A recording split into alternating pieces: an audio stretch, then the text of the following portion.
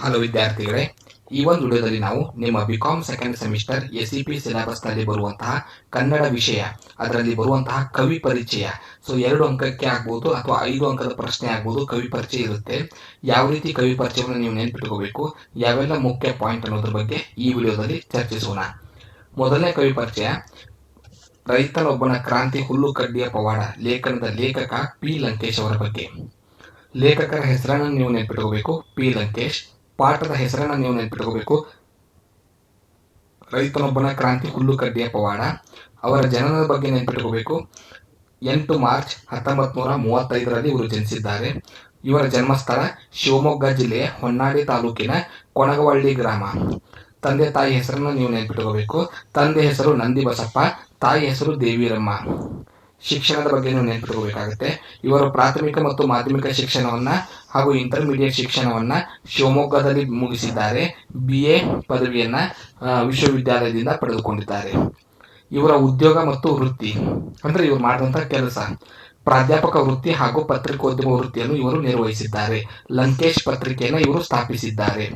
ಇವರು ಬರೆದಂತಹ ಕೃತಿ ಮತ್ತು ಕವನಗಳ ಅಥವಾ ಕಥೆಗಳು ಅಥವಾ ಕಾದಂಬರಿಗಳ ಬಗ್ಗೆ ಇವರು ನೆನಪಿಟ್ಕೋಬೇಕಾಗುತ್ತೆ. ನನ್ನ ತಂಗಿಗೊಂದು ಗಂಡು ಕೊಡಿ, ಗುಣಮುಖ ಬಿಚ್ಚು, ತಲೆಮಾರು, ಬಿರುಕು, ತೆರೆಗಳು, ನಾನಲ್ಲ, ಉಲ್ಲಂಘನೆ, ಅಕ್ಕ, ಕಂಡದ್ದು ಕಂಡ ಹಾಗೆ, ಪಾಪದ ಹೂಗಳು, ಹುಳಿ ಮಾವಿನ ಮರ. ಇವು ಇವರು ಬರೆದಂತಹ ಕೃತಿಗಳು. ಇವರಿಗೆ ಸಿಕ್ಕಂತಹ ಪ್ರಶಸ್ತಿಗಳನ್ನ ನೀವು ನೆನಪಿಟ್ಕೋಬೇಕಾಗುತ್ತೆ. ಕರ್ನಾಟಕ ಸಾಹಿತ್ಯ ಅಕಾಡೆಮಿ, ಕಲ್ಲು ಕರಗುವ ಸಮಯಕ್ಕೆ ಪ್ರಶಸ್ತಿ, ಕಲ್ಲು ಕರಗುವ ಸಮಯ ಪುಸ್ತಕಕ್ಕೆ ಕೇಂದ್ರ ಸಾಹಿತ್ಯ ಅಕಾಡೆಮಿ ಪ್ರಶಸ್ತಿ ಹಾಗೂ ರಾಷ್ಟ್ರ ಪ್ರಶಸ್ತಿ ಮುಂತಾದವುಗಳು ಲಭಿಸಿವೆ. ಇನ್ನು ಎರಡನೇದ್ದು ಭೂ ಸ್ವಾಧೀನ ಕಾಯ್ದೆ. ಈ ಪದ್ಯದ ಲೇಖಕರು ರಾಜೇಂದ್ರ ಪ್ರಸಾದ್. ಇವರು ಜನಿಸಿದ್ದು 19 ಮಾರ್ಚ್ 1987. ಇವರ ಜನ್ಮಸ್ಥಳ ತುಮಕೂರು ಜಿಲ್ಲೆ ಹುಲಿಯೂರದುರ್ಗದ ಕೊಡವತ್ತಿಯಲ್ಲಿ ಜನಿಸಿದ್ದಾರೆ. ಇವರ ಶಿಕ್ಷಣ, ಇವರು MCom ಪದವಿಯನ್ನು ಪಡೆದುಕೊಂಡಿದ್ದಾರೆ. ಇವರು ಬರೆದಂತಹ ಕೃತಿಗಳು ಭೂಮಿಗಂಧ, ಒಂದಿಷ್ಟು ಪ್ರೀತಿಗೆ, ಕೋವಿ ಕೊಳಲು. ಇವರಿಗೆ ಸಿಕ್ಕಂತಹ ಪ್ರಶಸ್ತಿಗಳು ಟೋಟೋ ಪುರಸ್ಕಾರ, ಕಂದೆಗುಡ್ಲು ಪುರಸ್ಕಾರ. ಇನ್ನು ಮುಂದೆ ಹೊಡಿ ಚಕ್ರಿ ಲೇಖನ. ಲೇಖಕರ ಹೆಸರು ಡಾಕ್ಟರ್ ಬಸು ಬೇವಿನ ಗಿಡದ್. ಜನನ 12 ಜುಲೈ 1964.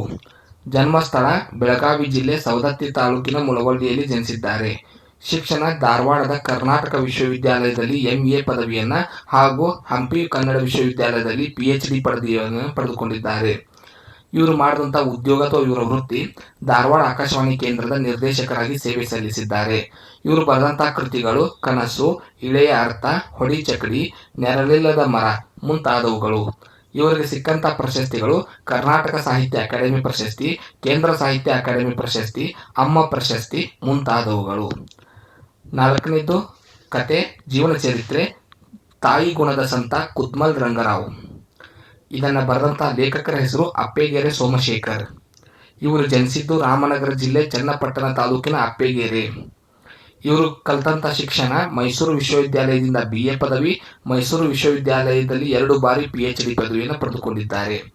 ಇವರ ಉದ್ಯೋಗ ಅಥವಾ ವೃತ್ತಿ, ಕಲಬುರಗಿಯ ಕರ್ನಾಟಕ ಕೇಂದ್ರೀಯ ವಿಶ್ವವಿದ್ಯಾಲಯದಲ್ಲಿ ಕನ್ನಡ ಪ್ರಾಧ್ಯಾಪಕರಾಗಿ ಸೇವೆ ಸಲ್ಲಿಸಿದ್ದಾರೆ.